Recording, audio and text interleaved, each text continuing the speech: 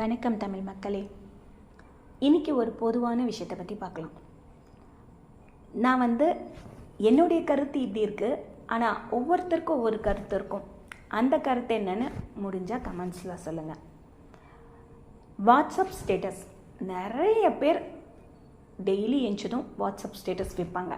WhatsApp ஸ்டேட்டஸில் நல்ல தகவலை சொல்லலாம், நல்லதை அடுத்தவங்களுக்கு தெரியப்படுத்தலாம், நம்ம வீட்டில் நடக்கிறத சில நல்ல விஷயங்களை ஷேர் பண்ணலாம் அப்படின்னு தான் நான் நினச்சிட்டு இருந்தேங்க.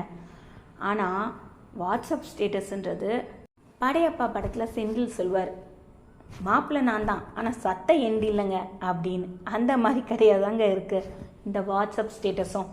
ஃபோன் எந்த ஆனால் ஸ்டேட்டஸ் எனக்கு இல்லைங்க உங்களுக்குன்ற மாதிரி வைக்கிறாங்கங்க ஸ்டேட்டஸு.